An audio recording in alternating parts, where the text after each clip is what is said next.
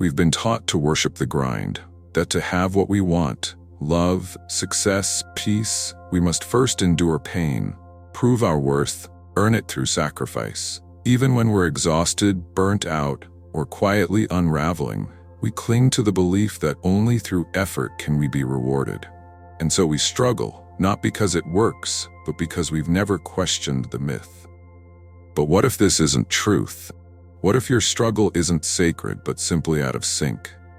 The universe doesn't require your suffering to hand you joy. It isn't a stern parent demanding obedience. It's more like a tuning fork, responding not to your actions, but to your frequency, your vibration. And here's the part that hurts. Many of us are tuned not to love, but to lack. Not to peace, but to proving. That's why so many of our desires feel far away, not because we're unworthy, but because we're misaligned. Alignment isn't earned, it's allowed. We spend years chasing what we think we need.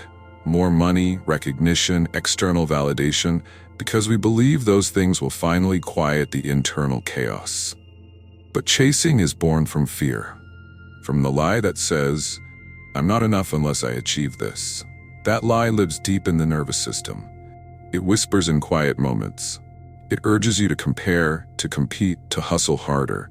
And it creates a feedback loop where you're never quite there, always reaching, always insufficient. What if the life you want isn't hiding behind your next achievement, but right beside your next breath? Quantum harmony begins where striving ends. It starts the moment you recognize that your external world is not something you fix with force, but something you reflect from within. In quantum terms, every potential reality already exists. Infinite timelines, infinite outcomes, but you can only experience the one that matches your internal frequency. That's why trying harder sometimes digs you deeper. You're sending out a signal of desperation while asking for ease. You're vibrating at lack while hoping for abundance. Have you ever noticed that when you stop trying so hard, things begin to unfold effortlessly? That's not coincidence, it's coherence. When you drop the resistance, even for a moment, life can finally breathe through you. Opportunities appear that once felt impossible. People respond to you differently. Peace returns.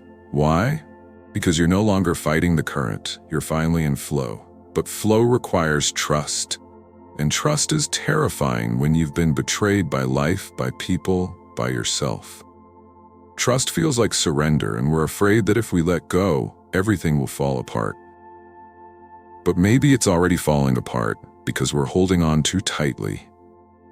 Where in your life are you still clenching your fists around something that needs to be released? Maybe it's an identity, a job, a relationship, or maybe it's a belief, one that says, if I stop trying, I'll lose everything. That belief is the very thing keeping you from receiving. Not because you're broken, but because you're stuck in the illusion that struggle is noble. You were not born to suffer your way to peace. You were born to remember your nature, and your nature is harmony. Ease is not laziness. Peace is not passivity. It is the most powerful state you can inhabit. Because when you are in harmony with yourself, you're in harmony with the whole. So what happens when you stop trying to force life and begin to feel life? This is not about abandoning action, but changing the energy beneath your actions. Acting from fullness, not fear. Speaking from knowing, not needing. That's when life begins to respond. Because now, you're not begging for change. You're embodying the version of you who never had to beg at all. And so the journey begins, not with effort, but with awareness. Imagine waking up each day with the quiet knowing that your life is not happening to you, it's emanating from you. That the circumstances you find yourself in are not random punishments or rewards, but mirrors. Not in the sense of blame, but in the deepest sense of quantum resonance. Because what you carry within, you call forward without. This is not just poetic philosophy, it's energetic law. Every thought you think, every belief you repeat, every emotional state you dwell in is an energetic broadcast. You are always transmitting. And the universe, if you want to call it that, or the quantum field or divine intelligence, doesn't respond to your words or your plans. It responds to your signal. Most of us go through life thinking we are just reacting to what's out there. But what if that out there is just the lagging echo of what we've already projected? Think of it like a radio station. You don't beg the radio to play your favorite song, you tune the dial, and when your frequency matches the station, you receive the music. No struggle, no convincing, just alignment. Similarly, you don't manifest a new life by wanting it desperately. You do it by becoming the person who naturally receives it. This is the quantum truth that's hardest to accept. You don't get what you want. You get what you are. Wanting is a low frequency. It contains lack, yearning, separation. It says, I don't yet have this. And the field agrees. But being, that's different. When you are love, you attract love. When you are peace, you create peace. When you are already grateful, life shows you more to be grateful for. That's not mystical fluff, it's coherent vibration. So how do we change our frequency? Not by faking positivity or reciting affirmations you don't believe. That's just putting glitter on fear. True frequency shifts when you stop trying to escape the current moment and start fully feeling it. Even the hard parts, especially the hard parts, because emotion is energy in motion. Suppressed emotion is suppressed signal. And your signal is only as clean as your inner state is honest. Let me ask you something. What emotional states are you fluent in? Anxiety, control, judgment? That's your current baseline frequency. That's the tone your life keeps echoing back to you. But what if you became fluent in trust, or joy, or stillness? What would your life start to reflect? This is why chasing rarely works. You can't outrun your own frequency. You can move cities, change jobs, get into a new relationship, but if the internal signal hasn't shifted, the pattern repeats. Real change happens when you change the signal. Not to get something, but because you're done carrying energy that doesn't serve you. There's an elegance to this truth that frees you from endless fixing. You don't need to solve every problem to feel peace. You need to become the version of yourself who doesn't create those problems in the first place. That version of you is not a fantasy. It's a frequency, and you can tune to it now. But that takes awareness, radical honesty, and emotional courage. Where are you still pretending to be okay while vibrating fear? Where are you demanding change while carrying the same old story of limitation? Pause here. Really sit with this. What are you broadcasting when you say, I want more? Is it actually coded with trust, or is it pulsing with desperation? You can't fool the field, but you can harmonize with it.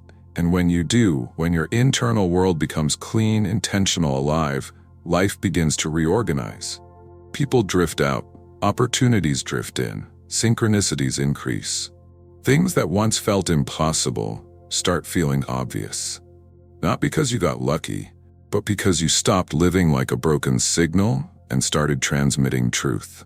You are not here to hustle reality into submission. You are here to remember your resonance. So tune in, quiet the noise, listen to the field within you. It's already whispering what wants to be lived. Long after your mind has forgotten the exact words spoken to you in childhood, your body still flinches at the tone. It still tightens when rejection feels near. It still hesitates before receiving good things, because somewhere inside, it learned long ago that safety meant staying small. This is the part of the work we don't like to talk about. The part that happens beneath the surface of thought, inside the nervous system, inside the tissues, inside the breath. You see, the body is not just a vessel, it is a memory field. A living archive of every emotion you've ever suppressed, every trauma you never had space to process, every belief etched into your posture and breath. It's why you can't think your way into a new life if your body is still wired for survival. And yet we try. We read books, repeat affirmations, set goals, but when it's time to receive, to expand, to rest, we sabotage. Not because we're weak, but because we're miscalibrated. Our nervous system learned that stress equals safety, that overgiving equals love, that control equals power. These are not flaws. They are adaptations. They are the echoes of moments we had no control over. But here's the miracle. What was wired can be rewired. Quantum harmony doesn't begin in the mind, it begins in the body. Because your body is the interface between your consciousness and the field. It's the translator, the antenna. And if it's stuck in patterns of fear, shame, or hypervigilance, no amount of mental clarity will override its signal. Think of the body as a tuning fork. If it's holding tension, contraction, or resistance, it cannot vibrate freely. It cannot align with higher frequencies like ease, joy, or abundance. But when you soften, when you breathe deeply into the places that are frozen, when you let the tears come without judgment, suddenly the signal clears. Healing is not about fixing the past. It's about liberating the energy that got trapped there. This is why embodiment is the missing link in most self-development. Because you can understand a concept intellectually and still feel like a fraud when you try to live it. That's because the body isn't convinced, and it won't be until you feel safe enough to let go. Safety is the soil of transformation. You cannot bloom while bracing for impact. You cannot expand while your body is still guarding its wounds. So the work is not just to dream bigger, but to gently unwind the contraction that says it's not safe to shine. That belief doesn't live in your thoughts. It lives in your shoulders, in your jaw, in your breath. Start there. Start with touch, with movement, with stillness, with breath. Not to perform, but to listen. Where are you holding? Where are you rushing? Where are you numb? These are invitations. The body is not betraying you. It's begging you to come home. Because when the body feels safe, it becomes a clear channel. It stops fighting reality. It begins to receive. It becomes the embodiment of the frequency you wish to emit. And that's when reality shifts, not as a reward, but as a reflection. Ask yourself this: where in my life do I still flinch at love? Where do I armor against joy? Where do I unconsciously recreate the pain I'm most familiar with? The answers may surprise you, but they won't destroy you. They'll free you. Because this is not about blaming the past, it's about reclaiming the future. And that future cannot be accessed through logic alone. It must be felt into, lived into, breathed into. Let the body lead, let the tremble come, let the tears fall. That is the language of release. You are not broken, you are simply thawing. And as you do, you'll realize that the life you desire is not far away. It's right here, waiting for you to become soft enough, present enough, alive enough to receive it. There's a quiet hum underneath all of life. It's not loud, it doesn't beg, it doesn't demand, but it's there, a constant current of intelligence, rhythm, and presence. And while most of us are too distracted to hear it, it never stops flowing. It's not in the future. It's not trapped in the past. It's here, right now, in this breath, this moment. This is the current of now. And harmony begins when you stop resisting it. You see, we've been trained to delay our peace, to postpone joy, to withhold permission until some imaginary future arrives. When I get the job, when I lose the weight, when they love me back. But life is not waiting. It is already happening, already unfolding. The invitation is not to prepare for it, but to join it. We often treat the present moment as a stepping stone to somewhere better. But what if the present isn't a means to an end? What if it is the end? What if now is the only place where anything real ever occurs? Quantum harmony cannot be found in what might be. It is only accessible in what is. The frequency of presence is powerful beyond measure. Not because it fixes anything, but because it tunes you to what already exists. When you are present, you begin to perceive the subtle order within the chaos, the coincidences, the hidden alignments, the beauty that was always there, waiting for your eyes to soften. But we resist the now. We resist because the present includes everything: the unhealed pain, the unmet desire, the silent fears. We think presence will drown us, but really, it's what saves us. Because when you drop fully into now, something magical happens. The need to control begins to dissolve. Control is the armor of the fearful. It says, if I can just hold everything together, I'll be okay. But in truth, it's exhausting. Because the moment you cling, you leave the current. And when you leave the current, you feel lost. Not because life abandoned you, but because you stepped out of the flow. So how do you return? You stop chasing, you stop judging, you stop narrating your life like it's never enough, and you begin to feel, to breathe, to listen, not with effort, but with attention. Because presence is not an achievement, it's a remembrance. You already know how to be here, you just forgot. Try this.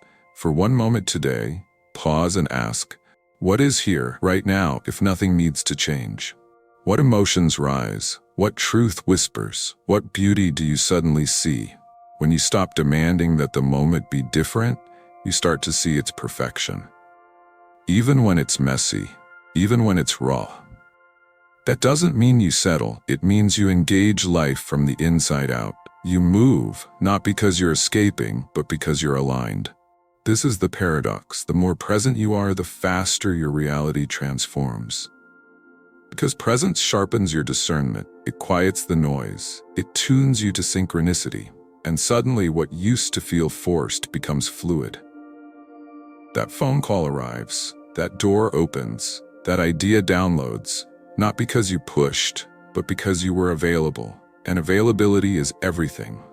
To receive what life has for you, you must be available to life, not just intellectually, energetically, emotionally, spiritually. That requires stillness, not the absence of motion, but the presence of depth, a willingness to be here with yourself fully. Ask yourself now, where in your life are you delaying your presence?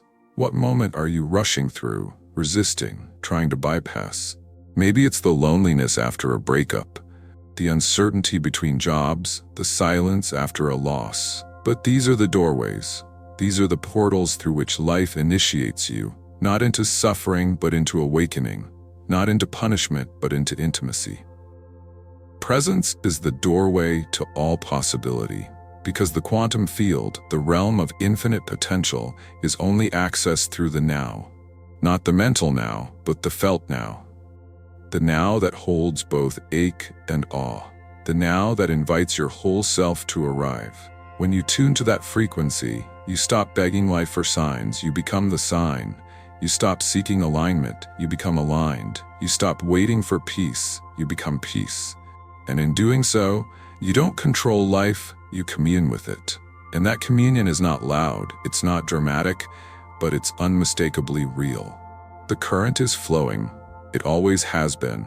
Are you ready to rejoin it? There is a version of you, already alive in potential, who walks through life with quiet certainty.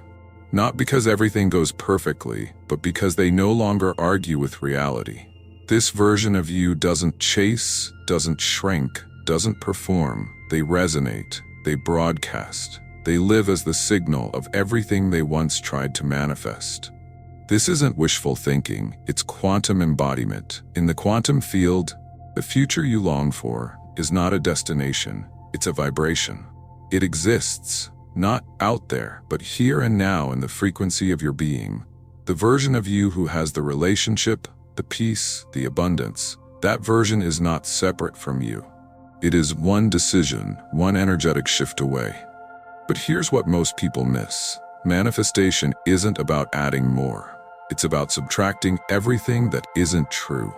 You don't become your highest self by layering affirmations over insecurity.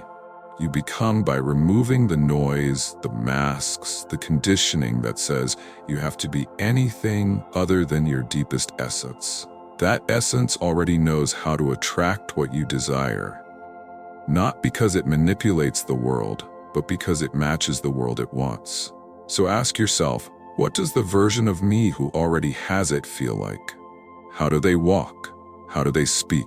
What energy do they give off, not just in public, but when no one is watching? That's your blueprint. You don't need to fake it. You don't need to wait. You need to embody now. Even if it's awkward at first, even if your mind protests, because every moment you align with that frequency, you reinforce the signal. And the signal is everything. The field doesn't respond to what you want, it responds to who you are. You can speak abundance, but if your nervous system is still bracing for loss, the signal is static. You can declare self-love, but if your body still contracts at praise, the signal is confused. Clarity comes when your mind, body, and spirit all resonate in the same key. This is coherence. This is power. Not loud power, not controlling power. Subtle power. The kind that rearranges your reality without force. The kind that bends timelines, not because you demanded them to, but because you harmonized with a new one.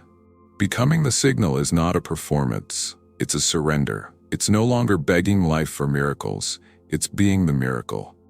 It's walking into a room and shifting its frequency, not with words, but with presence. And that presence is cultivated, breath by breath, choice by choice. Where in your life are you still waiting for permission to be powerful? Maybe it's in your career. Maybe in love. Maybe in how you speak your truth. But what if no one is coming to crown you? What if your power isn't granted, but remembered? The quantum field responds instantly to remembrance. The moment you stop doubting your worthiness, the world mirrors it back. The moment you choose peace over performance, life adjusts. Not because you manipulated it, but because you finally aligned with it. Every time you choose alignment over approval, you emit a signal. Every time you honor intuition over logic, you emit a signal.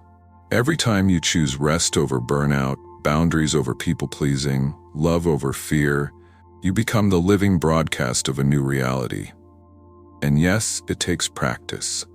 Yes, it will feel uncomfortable, because the old signal, the one rooted in unworthiness, scarcity, shame, has been broadcasting for a long time, but it's not the truth. It never was. And each moment is an invitation to switch the station. The shift doesn't need to be dramatic. It can start small. How you breathe, how you stand, how you speak to yourself. That's how the new signal stabilizes, through the ordinary, through your everyday choices, through your willingness to become who you truly are without apology. Because here's the secret, the universe doesn't need convincing. It's already listening, it's already reflecting, it's already moving in response to your internal world. So the only real question is, what are you broadcasting? Not in your Instagram posts, not in your surface words, but in your energy. Is it fear or trust, desperation or sufficiency, proving or presence? The signal doesn't lie, and neither does the life it creates. You are not a passive observer. You are the broadcaster, the receiver, and the field itself. You are not meant to live in reaction, you are meant to live in resonance. So go ahead, tune in, align, broadcast. Become, because the world doesn't need more effort, it needs more signal. You were never meant to live life on mute. You were never meant to beg the universe for scraps of joy, love, or peace. You are the signal. You are the field. You are the living doorway through which infinite potential becomes reality. And the journey is not about chasing, it's about remembering, tuning, aligning, becoming. So as you go forward, don't ask, what can I get? Ask instead, who am I becoming? Because the more you resonate with truth, softness, clarity, and courage, the more life begins to reflect that back to you in beautiful, unexpected ways. No more waiting. No more rehearsing for a life you already deserve. Where in your life are you still hiding the signal of your becoming? Let this be your moment to pause, to breathe, to drop into now, and to choose, fully, unapologetically, to emit the frequency of your truth. If this resonated with you, share your reflections below. What signal are you ready to embody? I'd love to hear your thoughts, your shifts, your stories. And if you're ready to keep tuning in with me, subscribe for more soul-aligned insights and awakenings. You're not alone. You're not behind. You're already vibrating closer than you think. Welcome home.